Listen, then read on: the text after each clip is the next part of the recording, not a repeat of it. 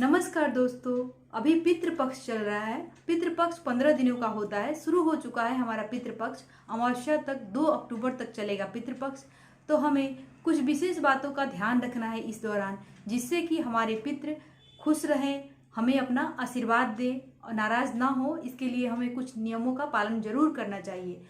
पितृपक्ष के दौरान हमें भूल कर भी तामसिक भोजन नहीं करनी चाहिए। अगर संभव हो तो प्याज लहसुन भी नहीं खाना चाहिए। अगर कोई बीमार है जिसे खाना बहुत ज़रूरी है तो फिर खा सकता है, नहीं तो हमें नहीं खाने चाहिए। और कोई भी इस समय हमें कोई भी नया पूजा पाठ शुरू नहीं करना चाहिए। बस एक जिगुतिया का व्रत है जो कि हर साल पितृपक्ष में ही आता है। तो वो व्रत जिनको नया उठाना है तो वो इस बार शुरू कर सकते हैं, क्योंकि कभी कभी ऐसा होता है कि मल मास लग जाता है, अधिक मास लगता है, तो उस साल ऐसा कहा जाता है कि नया व्रत हमें नहीं करनी चाहिए। लेकिन इस बार कोई मल मास नहीं है, तो जिनको भी नया व्रत उठाना है वो निस्संदेह इस बार उठा सकते हैं। उसके अलावा कोई भी नया व्रत हमें नहीं करनी चाहिए, सिर्फ जिगुतिया को करना चाहिए।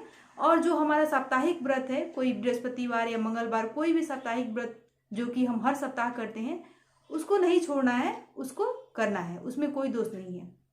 और किसी को भी नया झाड़ू बिल्कुल नहीं खरीदनी चाहिए इस समय। आपके पास जो पुराना झाड़ू है उसी से काम चलाइए। पितृपक्ष समाप्त हो जाए तब आप खरीद सकते हैं। और किसी को भी कोशिश करें कि नया कपड़ा, नई चूड़ी, नई बिंदी, ये सब नया चीज़ का इस्तेमाल इस दौरान ना करें। और बहुत अधिक ज़रूरत हो तब कर सकते हैं आप प्रणाम करके, क्षमा मांग करके। अगर बच्चों का जन्मदिन है तो फिर आप बहुत अधिक नहीं, छोटा मोटा करके मना लीजिए, लेकिन बहुत बड़ा कोई भी अनुष्ठान न करें तो ज़्यादा अच्छा है। और करना भी पड़ जाए तो फिर हम पितरों से क्षमा मांग करके, उन्हें प्रार्थना करके फिर करना चाहिए। और पितृपक्ष के दौरान हमें ध्यान रखना चाहिए कि हमें जितना भोजन का जरूरत हो उतना ही हम बनाएं। वैसे तो बासी भोजन सालों भर हमें नहीं करनी चाहिए, बासी भोजन नहीं रखनी चाहिए, फ्रिज में रख करके ज़्यादा हमें यूज नहीं करनी चाहिए। लेकिन कभी कभी बच जाता है तो हम रख देते हैं। तो इस समय कोशिश करनी चाहिए कि आटा वगैरह गूँथ करके ना रखें। ऐसा माना जाता है कि वो पितरों के लिए हो जाता है। और अगर बच भी जाता है, रखना पड़े, तो उसे गोल करके ना रखें, उसे अच्छी तरह से दबा करके अंगुली का निशान डाल करके फिर हम ढक करके रखें। और इस दौरान हमारे रसोई घर में, वैसे तो साल भर ही रसोई घर में थोड़ा सा भोजन, हम एकदम शुद्ध थोड़ा सा भोजन और 1 गिलास पानी ढक करके रख देते हैं। लेकिन इस दौरान पितृपक्ष में थोड़ा सा शुद्ध भोजन और 1 गिलास पानी भर करके जरूर रखनी चाहिए रसोई घर में। और 1 लोटा पानी हो या पीढ़ा हो, या आप किचन में रख दें या अपने किसी भी रूम में दरवाजा के सामने रख दीजिए। ऐसी मान्यता है कि ये हम पितरों के लिए रखते हैं।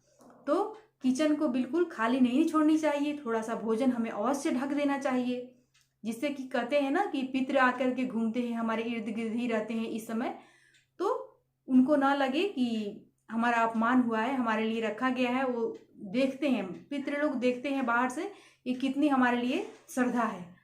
तो जितना हो सके इन सब नियमों का पालन हमें जरूर करनी चाहिए, जितना आपसे हो सके। वैसे आप अपने घर का नियम देख लीजिएगा इस प्रकार से। और कोशिश करें कि महिलाएं बाल वगैरह ना काटें, थ्रेडिंग ना करें। बहुत ज़रूरी है तो फिर थ्रेडिंग करा सकती हैं, लेकिन बाल वगैरह ना काटे तो अच्छा है। पुरुष भी अगर इस समय बाल ना काटें तो फिर ठीक है। और कुछ लोग हैं जिन्हें घर में ही रहना है तो फिर सेविंग वगैरह ना कराएं पुरुष लोग तो ही अच्छा है। लेकिन अगर जिनका जॉब है, करना ही पड़ता है, तो फिर कर सकते हैं। पहले ये ज़्यादा नियम माना जाता था क्योंकि महिलाएं भी घर में रहती थी, लेकिन अब तो महिलाएं जॉब करती हैं, इसलिए उन लोगों को तो हल्का फुल्का श्रृंगार वगैरह करना जरूरी है। इस प्रकार से हल्का मेकअप वगैरह ही करें। पीला सिंदूर इस समय ना लगाएं। नया नया कोई भी चीज़, नई चूड़ी, नई बिंदी, नई साड़ी कोशिश करें कि ना पहने, अगर बहुत अधिक ज़रूरत ना हो तो इन सब नियमों का हम ध्यान रखेंगे तो हमारे पितृ हम पे खुश रहेंगे। पितृ के खुश होने से ही हम आगे बढ़ पाएंगे।